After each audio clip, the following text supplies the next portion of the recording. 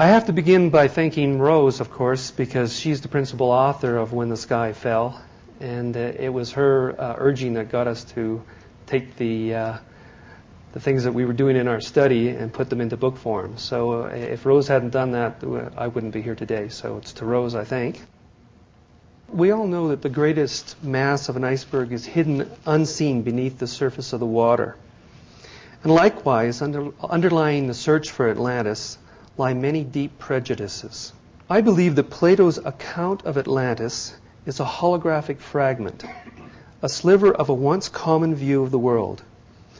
In order to reconstruct that worldview, we must revise our assumptions about geography. Words like Atlantic, Libya, and Asia had different meanings to the ancient Greeks than they do to us today. When we realize this, Plato's account can be read without distortion, and we can follow his clues to their logical conclusion. But in order to reconstruct this Atlantean worldview, we have to reconsider our own presuppositions about geography.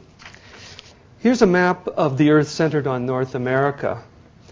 And although you may not have seen this projection before, the world is still recognizable. It doesn't challenge any of our current assumptions.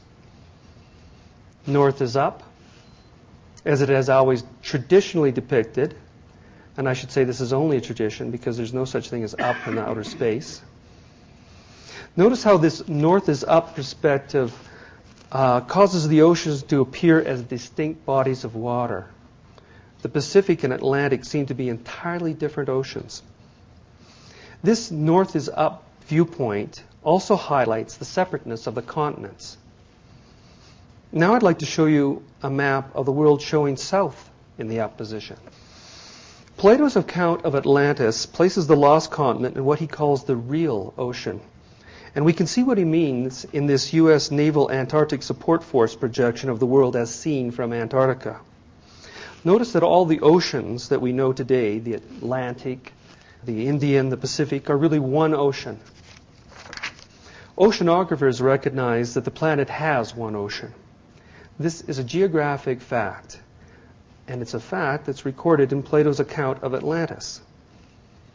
And Plato expands on this description to say that the Mediterranean Sea is merely a basin of the ocean separated from it by a narrow channel. Here's the Mediterranean Sea compared to what oceanographers call the world ocean.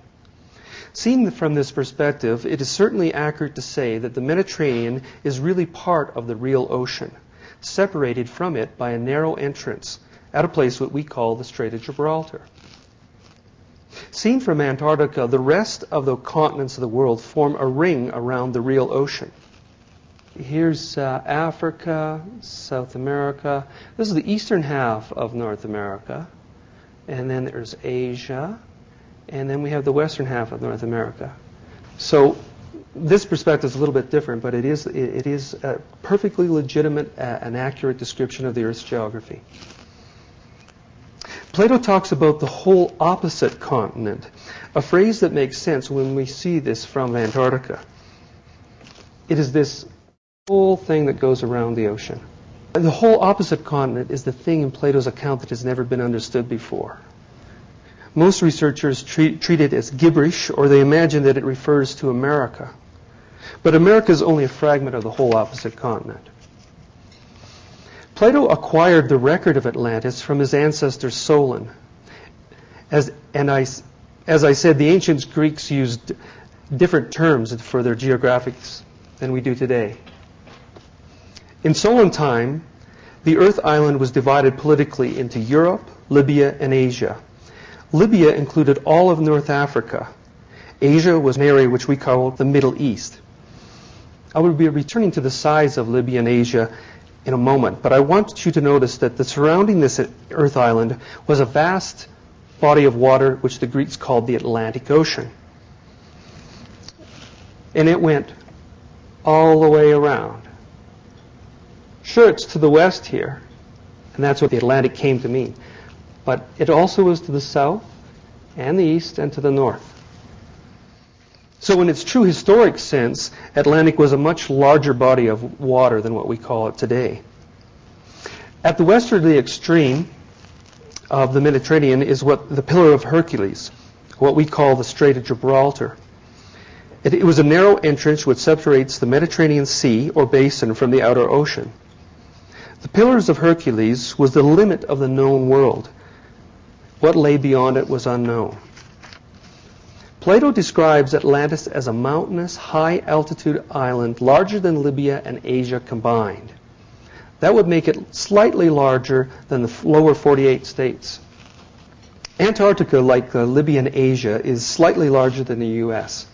I've separated Lesser Antarctica, the green area, from Greater Antarctica, the yellow area, because I want to treat these areas separately in a moment.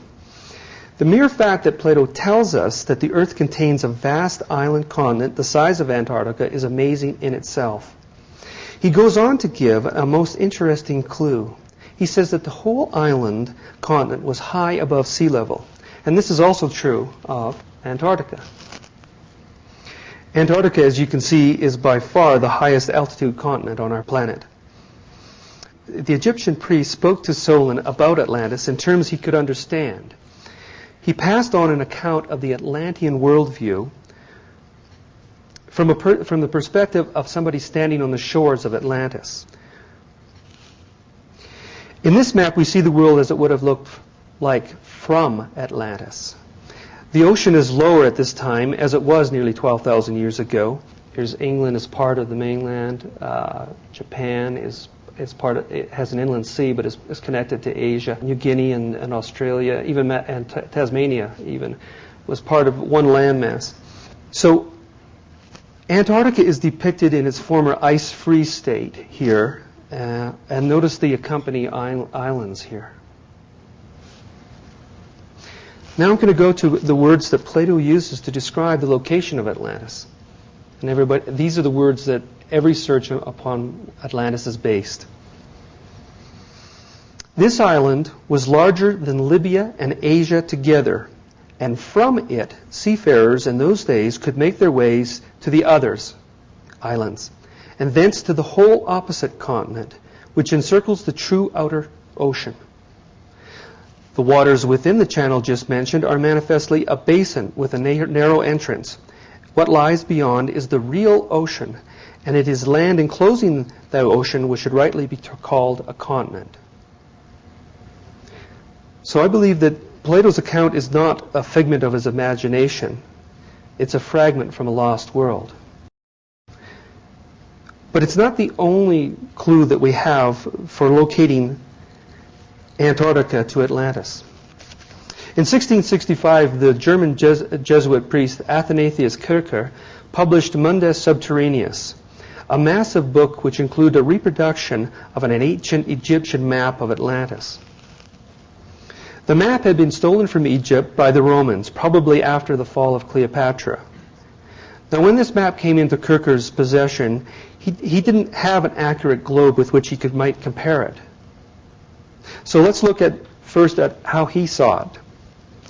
This label up here translates site of Atlantis now beneath the sea according to the beliefs of the Egyptians and the description of Plato. The Egyptians believed that south, not north, was at the top of the world. That made sense to them because that was the direction from which the Nile flowed. And since the Nile was so important to them, it must have been at the top of the world. Kircher's map accepts the Egyptian account that south is up, as can be seen in his compass, which is pointing down. Let's see. So I've turned this upside down now so that we can see it from the north is up perspective.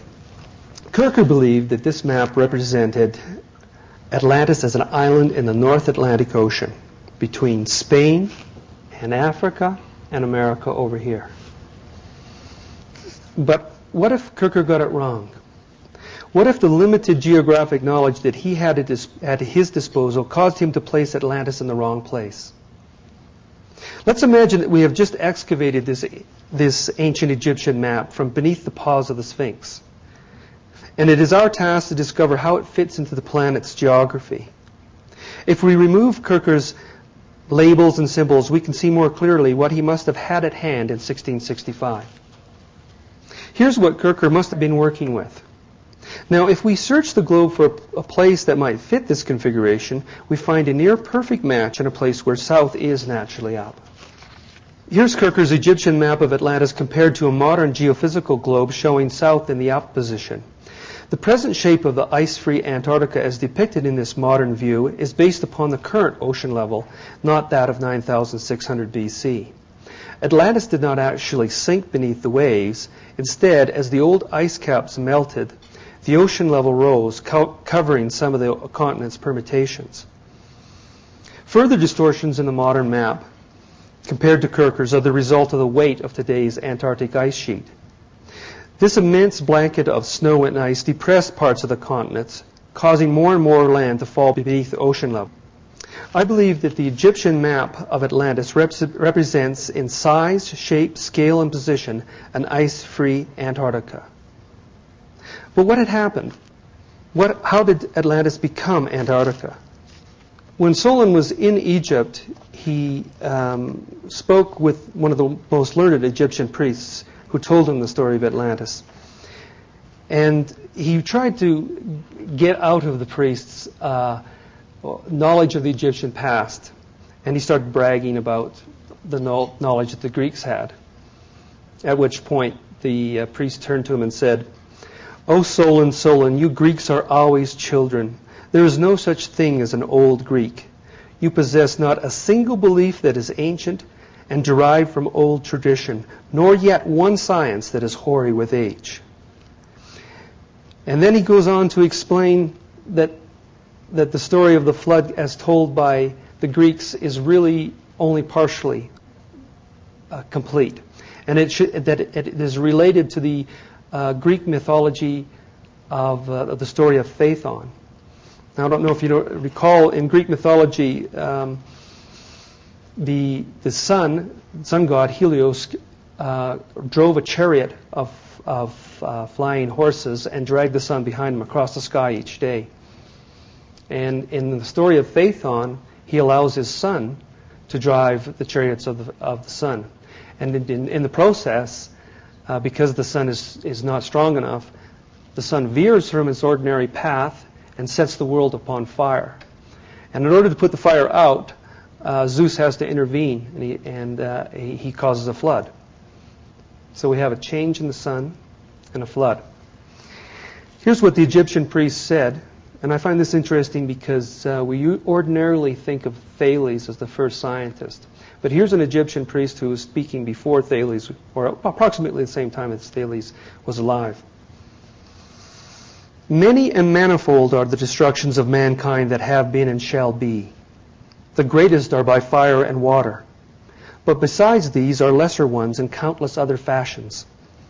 Your own story of Phaethon, the child of the sun, yoked his father's path, burnt up things on the earth, and himself was smitten by a thunderbolt and slain, is a mythical version of the truth that there is at long intervals a deviation of the bodies that move around the earth and the heaven, and consequent widespread destruction by fire of things on the earth." So we have this change, we have this long cyclical pattern of a great destruction by fire and water. The sun seems to veer from its path, and there's a great deluge. I wanted to bring this down to Colorado, because it's where we are. And Colorado was once occupied by people known as the Utes. They got to have Utah after them. But Colorado was the preferred location. They were pushed west. And I wanted to read to you a story that they tell, which I believe to be an exact parallel to the Phaethon story. And I did a little bit of analysis of this. Levi-Strauss, the anthropologist, has this thing called structural analysis. This is the sequence of the story and what I'm going to read to you. Sleep, flight, all the way through here, and then down through here. And I've imposed these ideas over top of it. And all these connections that you see here, I think you'll be able to see in this myth.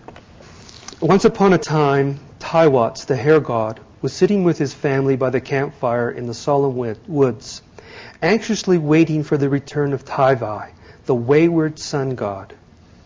Wearied with long watching, the hair god fell asleep, And the sun god came so near that he scorched the naked shoulder of Tiwats. Foreseeing the vengeance that which would thus be provoked, he fled back to his cave beneath the earth. Tiwats woke in great anger and speedily determined to go and fight the sun god.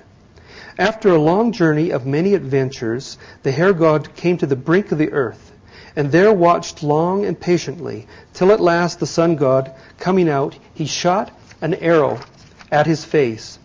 But the fierce heat consumed the arrow ere it had finished its intended course.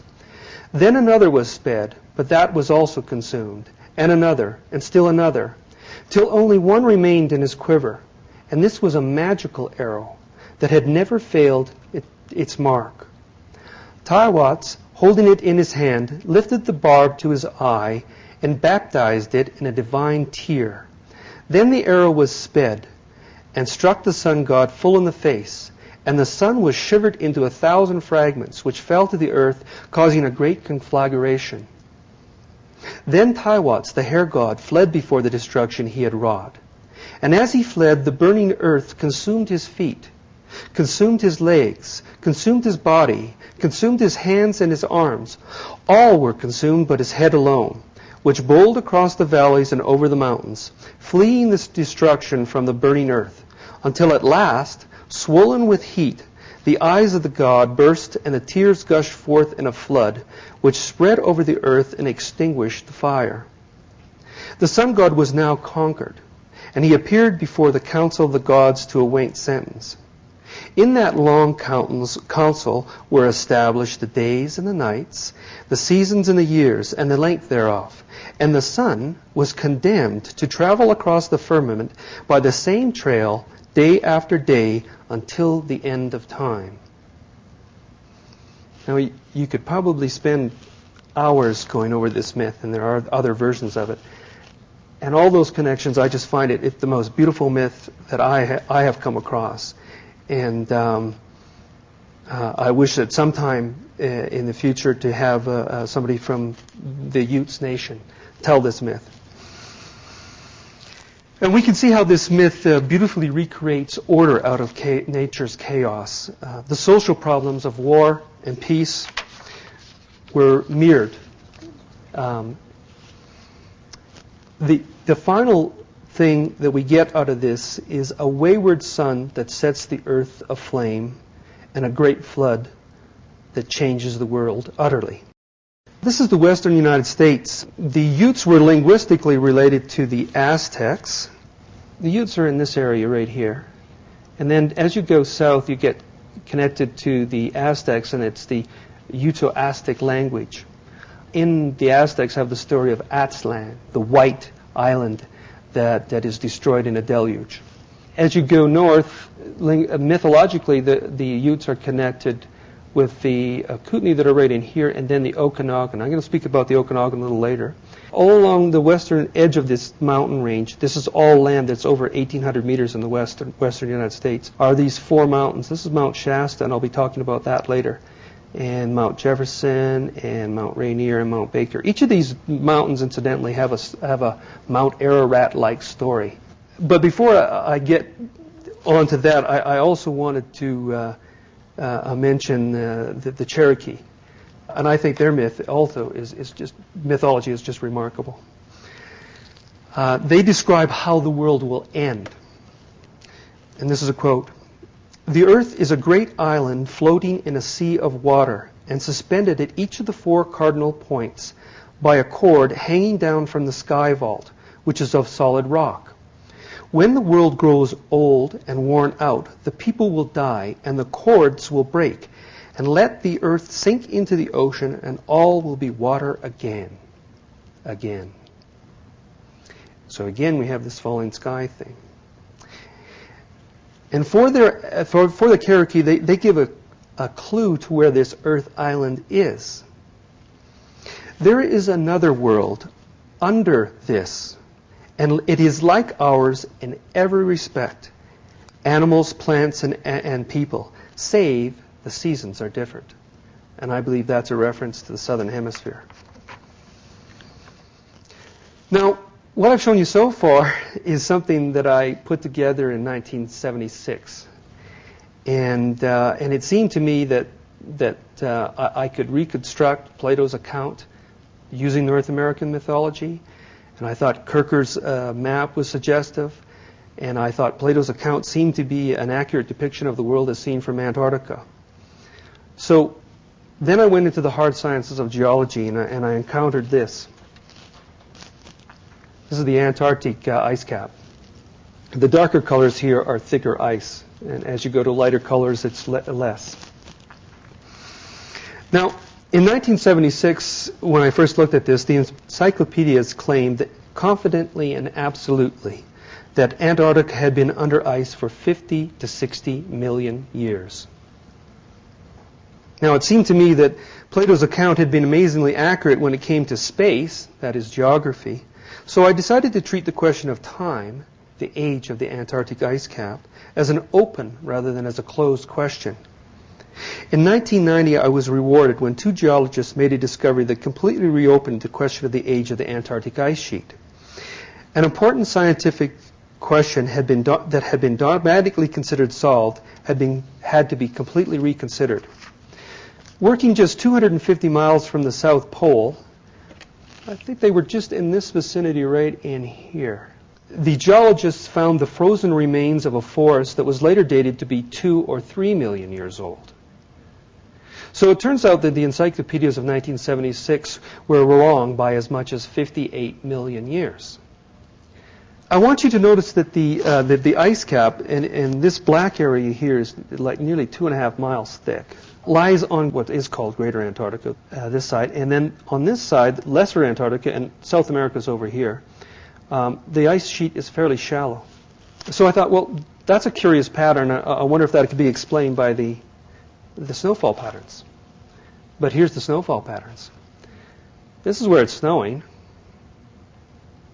In here, this is a polar desert. This polar desert has the greatest ice sheet in the world. We've got the area of greatest ice has the least amount of snowfall, while the area of least ice receives the most snowfall. So current snowfall patterns cannot produce the ice sheet that we have today. In this case, the present is not the key to the past. Now, when I looked into the scientific literature to see if I could explain this anomaly, I didn't find anything at all. There was nothing to be found. Nobody seemed to be even curious about the fact that the greatest ice sheet in the world does not have snow falling upon it. And when I looked at the northern hemisphere, I found a whole host of anomalies. Now, anyone who's ever visited a museum in North America, this is a very familiar map of the Ice Age. This is what the continent looked 12,000 years ago, time of Atlantis, I might add. We are told that the native people who first arrived in America came across a land bridge some 12,000 years ago and crossed into a largely ice-free America. So they came across here. This is ice-free. And then they come through this ice-free corridor. I just wanted you to just mention for a second here that the Queen Charlotte Islands, which I'll be discussing later, the home of the Haida, wasn't covered with ice at all at this time. Now, there's several problems with this whole view. We've discovered, now the perspective is that this all happened around 12,000 years ago. But we have sites in Chile and Brazil, Pennsylvania, and New Mexico that are much, much older than that. And it is clear that the people of America have been on this continent much longer than 10,000 BC. So clearly the traditional version of how and when people first arrived in America needs also to be reopened. Another problem is, why is this ice-free corridor existing at all? Why is there no ice through here? It's an odd place for that ice to open up. And why are the ice sheets here at all? And why aren't they up here? So I had a lot of questions, and I wasn't finding any answers in the scientific literature. They just ignored these problems. But in early of 1977, I came across the work of Charles H. Hapgood. In his maps of the ancient sea kings, I learned that Kirker's map was not alone. There were other ancient maps showing Antarctica without ice, including the famous Piri-Reis map. Hapgood showed that the 1513 Piri-Reis map contained at least 24 points that were accurate within half a degree of longitude. European explorers did not match this level of accuracy until the 1770s during Captain Cook's famous voyages. The southern portion of the map depicts the subglacial features of Antarctica. This discovery was made by Captain Arlington Mallory, but Hapgood took up the map and made many more discoveries about it. Incidentally, Hapgood believed that this map included Atlantis. Here's where he placed it. Hapgood believed that Plato's whole opposite continent was reference to America, and that this island was now beneath the Atlantic Ocean seemed to be the place that matched Plato's words. But I think Hapgood got it wrong. These rocks of St. Peter and St. Paul can in no way be compared to a landmass high above sea level and larger than Libya and Asia combined. Nevertheless, Hapgood's Maps of the Ancient Sea Kings remains the classic work on ancient cartography. The second book that I read by Hapgood was his Path of the Pole, which provided a mechanism to resolve all the questions that were haunting me. Here was a theory that could explain a temperate lesser Antarctica around Plato's time of 9,600 BC, and at the same time move me towards understanding a host of other scientific problems. With Rose's help, I wrote a paper incorporating my ideas and sent them to Charles Hapgood. Hapgood enthusiastically responded to our letter and told us that our paper was the first truly scientific exploration of his work that had ever been done. Of course, we were delighted, but I was also astonished. Why had scientists ignored Hapgood's work? After all, Albert Einstein had written a glowing foreword to the first edition of the book. And a summary of the Hapgood-Einstein correspondence is also on our website. So my amazement led me to read more about the history, sociology, and philosophy of science. And I soon discovered that what happened to Hapgood wasn't unusual at all. There was a vast difference between the sociology and logic of science. Logically, Hapgood's theory of Earth crustal displacement should not have been ignored. But that's not the way science works. So let's consider his idea now. Here's the inside of the Earth, the core, the mantle, and the crust. I'm going to blow up the outer edge because that's where we're interested in. Now, the yellow area is the area that we're interested in here. We call it the crust, or the scientists call it lithosphere. And notice that it includes the ocean basins and the continents. And it rests on this red area here that is called the asthenosphere, which means weak zone. And below that is the mantle. Now, an Earth crust displacement is a movement of the entire lithosphere or crust over the asthenosphere. The continents aren't moving in relationship to each other. It's the whole crust moving relative to the Earth's axis. The axis remains stable. What's the consequences of this? I'd like to read how Rose described that. The consequences of a crustal displacement are monumental. As the Earth's crust ripples over its interior, the world is shaken by incredible earthquakes and floods. The sky appears to fall as the crust shifts position. Day after day, the sun seems to rise and set over an altered horizon until finally the crust grinds to a halt. Beneath the ocean, earthquakes generate massive tidal waves that crash against the coastlines, flooding them. Some lands are shifted to warmer climates. Others, propelled into the polar zones, suffer the direst of winters. Melting ice caps released from the polar areas raise the ocean level ever higher. All living creatures must adapt, migrate, or die. To understand the climatic upheaval that was created by the Earth's shifting crust, we need to see the location of the crust relative to the Earth's axis before and after the displacement. Here we have North America relative to the polar zone. The top circle represents today's Arctic Circle. The bottom circle represents the Arctic Circle before the Earth's crust shifted. You'll notice that these two circles overlap, the gray area, on Greenland. And that explains why Greenland has the most glaciation in the northern hemisphere. And incidentally, Greenland has the same phenomena as Antarctica. The area of thickest ice has the least amount of snowfall. And the reason that Greenland has so much ice in the northern hemisphere is because it never had a chance to melt. The crust that used to be in the Arctic Circle, here in blue, includes the Great Lakes as well as Lake Winnipeg, Great Slave Lake, and hundreds of thousands of other smaller lakes. North America is a water-rich continent because it used to be trapped in the polar zone. The green area in the present Arctic Circle marks lands which were once temperate. In When the Sky Fell, we show that Arctic Norway, northern Alaska, and Siberia, these were all temperate conditions. There was animals such as hyenas, saber-toothed tigers, antelope, and a whole menagerie of species that we associate with East Africa. Now, before I take you to the other side of the world, I wanted to take you to Mars for just a minute. I'm not going to show you anything here, but I'll just tell you.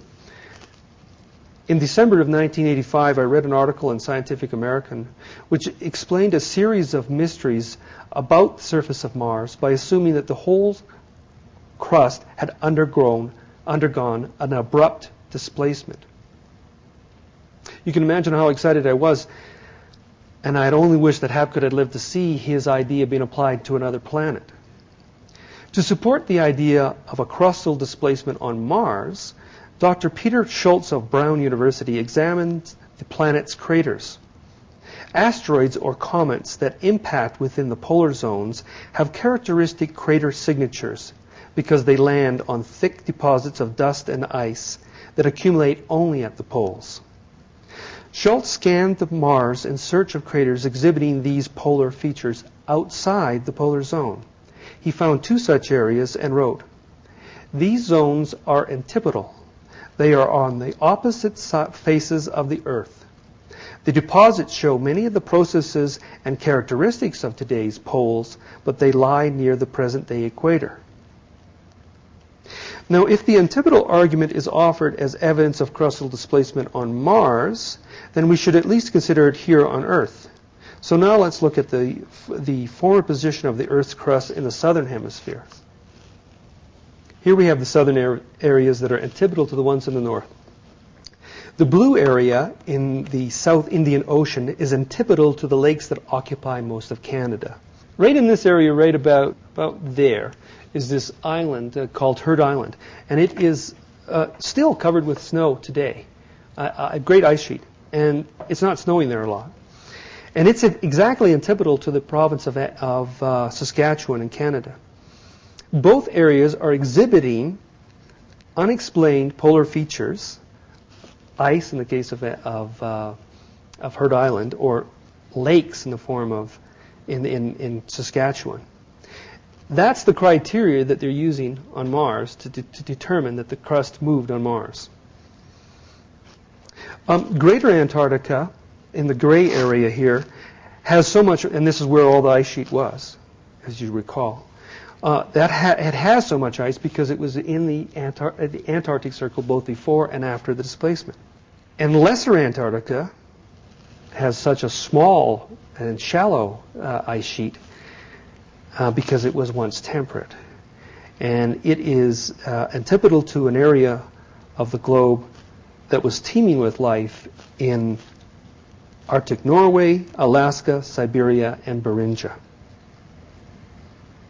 I spoke a moment ago about the difference between the logic and sociology of science. And I can think of no better place to demonstrate this disparity than in Beringia. Every archaeologist is perfectly willing to accept that there was once a subcontinent which lay between Siberia and Alaska 12,000 years ago that was teeming with wildlife, which is now dead beneath the ocean.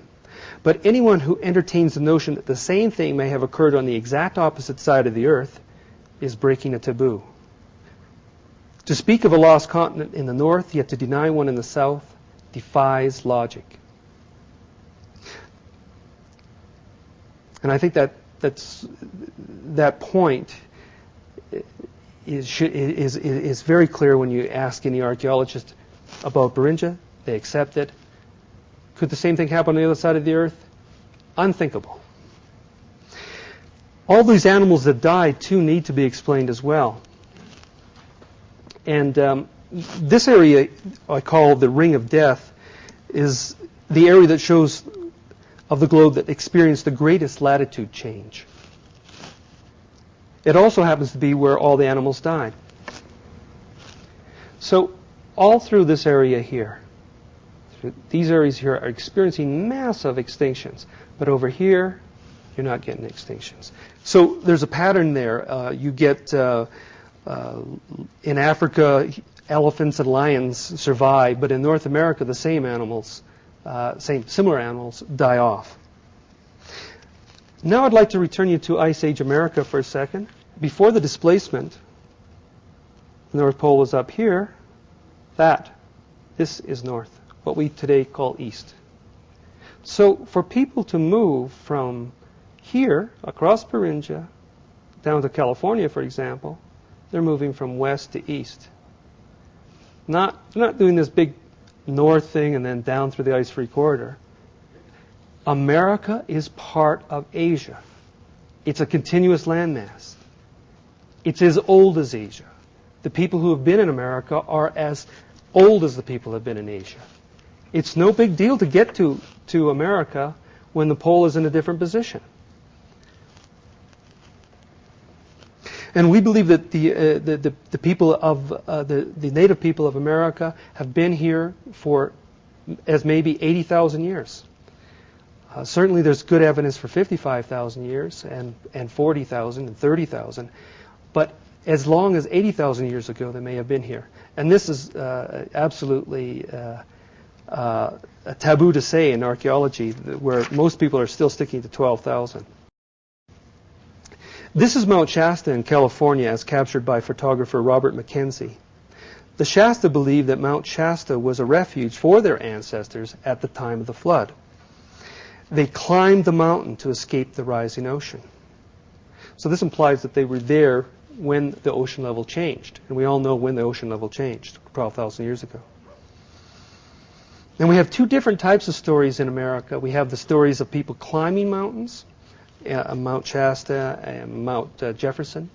And then we have stories of people arriving in boats, having had to escape their destroyed homeland. And in the Okanagan, who I mentioned earlier, of British Columbia, tell of a time of their ancestors escaping from a sinking island in the middle of the ocean. Now, if you're in British Columbia, the middle of the ocean is not referring to the Atlantic. Okay? So it's one ocean, same ocean. There is an island in the middle of the ocean. The Haida of the Queen Charlottes tell this story, and this is a summary of their legend. Long ago, their ancestors lived in the world's largest village. Life was carefree until the chief of the heavens decided to destroy humankind by changing the sky and bringing a worldwide flood. Survivors escaped in a large canoe that took them to a new land where they landed on a mountaintop, and a new era begins. Now, we believe that the sky did appear to change dramatically before the flood, and we take perfectly seriously the Haida's notion of the existence of a formerly great city that was lost at the time of the flood. Perhaps archaeologists should listen with a little bit more respect to the so-called stories of the first people. And these stories are told all around the world. This mountain I'm using here just as symbolizing it. It could be Mount Ararat. It could be Mount Fuji. It could be Mount Baker. There's mountains all over the world that have the same story. In South America, in Asia, in North America.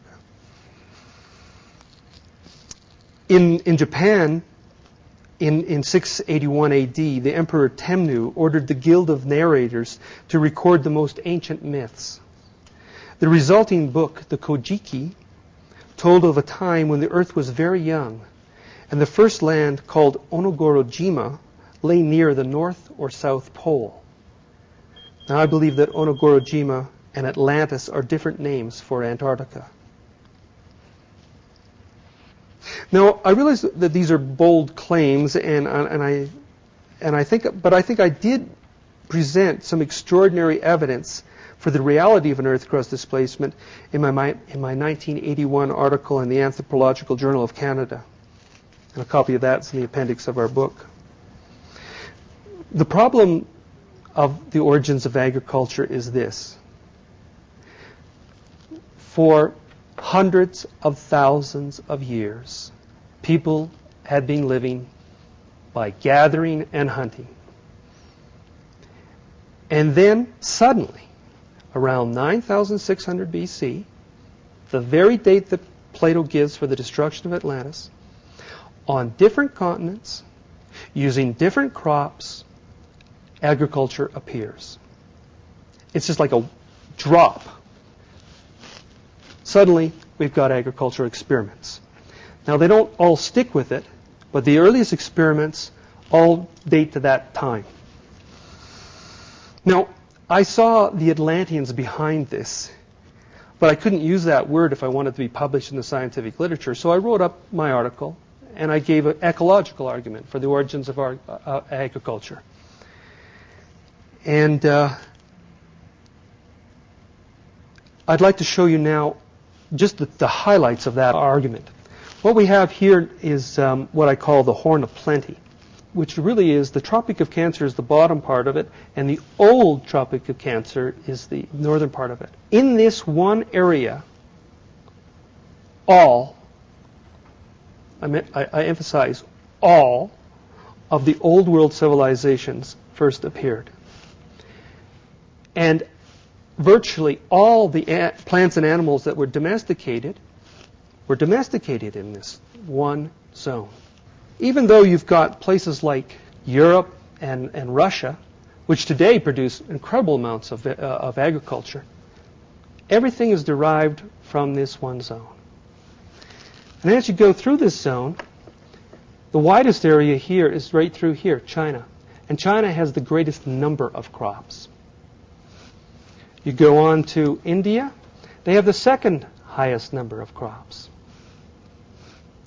And then as you go down, it gets less and less crops, but more intensively used.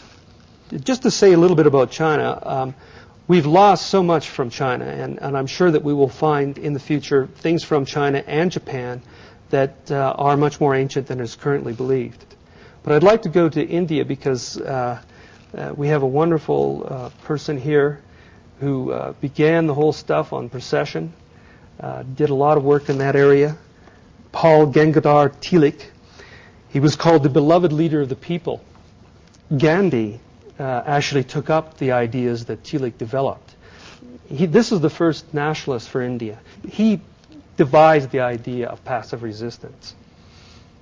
And he was imprisoned in 1897 for sedition. And he had to work all day long, working with dye. And they were long hours, too, like 12 hours a day. And then they would go into their cells and there was nothing to do. Now, some scholars in England, Max Muller and a few others, heard about Tilak's condition. And Tilak had been a published scholar at this time.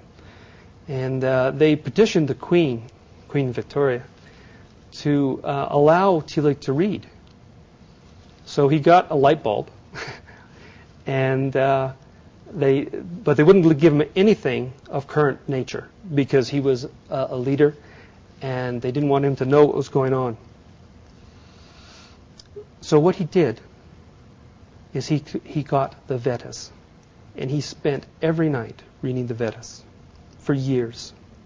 And then it was finally, I think it was 1903, he came out with a book. He was released. And he went up into the mountains, and he wrote down everything that he believed he'd learned about the Vedas. And he came out with a book called The Arctic Home in the Vedas. And here's a passage that he summarized from the Zend-Avesta, which is from Persia or modern-day Iran. Ahura Mazda warns Yima, the first king of men, of the approach of a dire winter, which is to destroy every living creature by covering the land with a thick sheet of ice and advises Yima to build a vara, or enclosure, to preserve the seeds of every kind of animal and plant. Yima escapes from Arianavejo, the island paradise now at the pole, in a ship which, like Noah's Ark, survives the flood. Now, I believe that Tillich was right about the ice-covered island at the pole, but I think it was Antarctica, not the Arctic. Getting that back to the Horn of Plenty for a moment here, at the bottom here, like I was saying, right in this area, which the area that is known as the Fertile Crescent, we get wheat, barley, goats, pigs, and sheep. And in this area you have the Sumerian civilization. And they have a legend of the lost island paradise of Dilmun. And it has almost the exact same sequence as the story of the Haida. Moreover, Russian scientists have linguistically related the Haida and the ancient Sumerians. Now, it's a long way from present-day Iraq to British Columbia. But here's the same story that I told you earlier, again summarized. Long ago, when their ancestors lived on the island of Dilmun, like the great village of the Haida, this island was carefree until the sky god and the flood god decided to destroy humankind by changing the sky and bringing a worldwide flood. Survivors escaped in a large ship which took them to a new land where they landed on a mountaintop. A new era begins. Almost identical story to the Haida, and they're linguistically related. And now we come to Egypt, where the story of Atlantis originated. I remember the first telephone conversation I had with John Anthony West. John actually wrote the afterword to our book. And he asked me, where did I think the Egyptians were before the flood? And I replied that I thought that they might have been in the highlands of Ethiopia, and I'll show you why. The highlands of Ethiopia were midway between the current and former path of the equator. This tropical oasis was a place of refuge from the rising ocean, and it contained a freshwater lake, Lake Tana. Now, Graham Hancock, in his Signing the Seal, associated Lake Tana with the Ark of the Covenant, and this is entirely plausible, in my view. After the crustal displacement, survivors on Lake Tana could follow the Blue Nile downstream to an area near present-day Sudan. Here, the Blue and White Nile tributaries merged to form the Nile River. And here, near present-day Khartoum, there emerged a culture known as Nubia, where agriculture began around 10,000 BC, the very date that Plato gives for the destruction of Atlantis. Now, there's some other highland tropical oases. Draw your attention to the one on the bottom, which is Spirit Cave. Spirit Cave is an archaeological site that dates quite close to 9,600 BC, and it has the earliest experiments with rice. And I believe in this area we're ultimately going to find more archaeological discoveries that haven't yet been made. And on the exact opposite side of the earth, you go exactly on the opposite side of the earth, you've got Lake Titicaca. And it too is a highland between the two equators, midway between the two equators. So what happens there is that, at Lake Titicaca, you were 1,000 miles away from the equator, both before and after the displacement. So the ecology was stable. And anybody who was a survivor of the destruction that occurred, who ended up there, whether by choice or by chance, would have found a place where they could survive. Elsewhere, animals were dying, plants were dying, the ecology was in just total uproar. These are the only areas where agriculture begins. This is Lake Titicaca, as photographed by Frederick Learman. And on the lake we have the massive remains of Tiahuanaco. And it was here that Arthur Panansky did his work. And he associated these buildings with the Atzland, the white island that was a former homeland of the Aztecs. Lake Titicaca is the cousin, if you like, of Lake Tana. So I was always interested in this area, and one day, let me just show you, the people who live here are the Amera. And in 1984, when Rose and I were in England, we used to spend the Sunday mornings reading the papers. One of the great pleasures of living in England is having great newspapers. And every Sunday morning we would go out and get the papers and read them from cover to cover and listen to the radio. And one day, it was in November, I think, in 1984, I came across this article in the London Times about the Amera language. And let me just quote from you from the London Times about this language.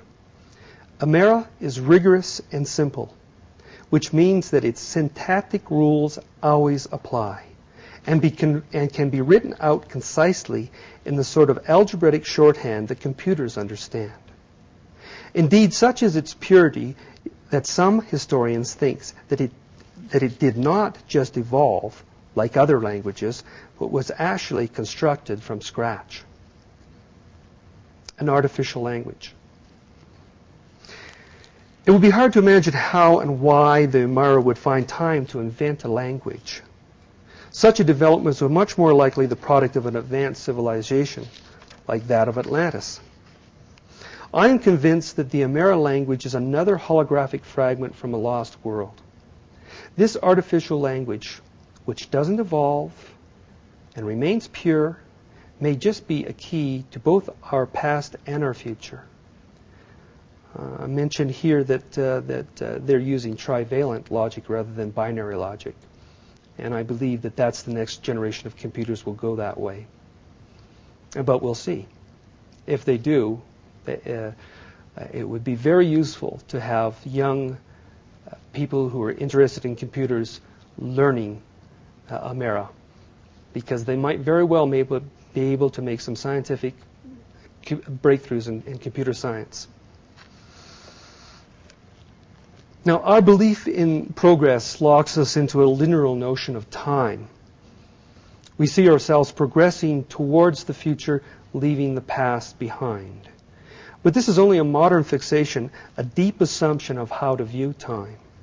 The Amera people of Lake Titicaca look at time another way. They treat the future as behind them.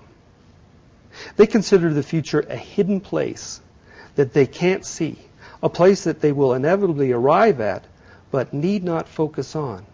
Psychologically, the Amera face the past. And like them, we can learn from the past. Now, Plato gave us clues not only to the location of the continent, but also to the city of Atlantis. Because Atlantis is like New York. It's like New York, New York. We've got Atlantis, Atlantis. Okay? And the city of Atlantis is gigantic. It's the size of modern-day London. Okay? And he gives us the clues. Where on Antarctica, or where on Atlantis, is this city? First clue.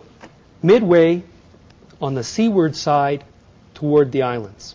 We have a continent that has islands off the midway point. Completely surrounded by mountains. Now, if you're on the coast, to be completely surrounded by mountains, the islands must be mountainous. That is the case in Antarctica. This is the area in red here that we believe is the site of a city. Now, this is only the size of Pennsylvania now. So we've moved from looking for the city of Atlantis from a size of North America to the size of Pennsylvania. And we're looking for a city the size of Greater London. Not Inner London, but Greater London. And what Rose and I have been doing for these past 20 years can be encapsulated in just one photograph by an artist, Tom Miller. And some of you may have seen this on the cover of Atlantis Rising.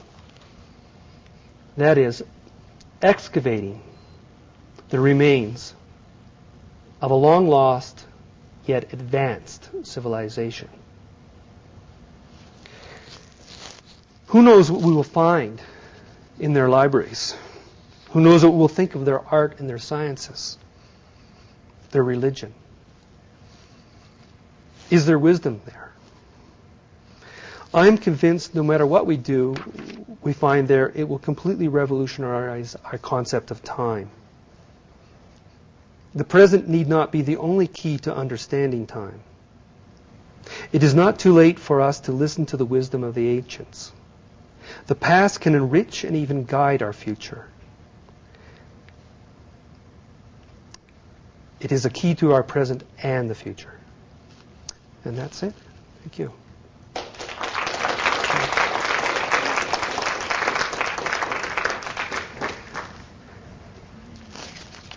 Now, questions?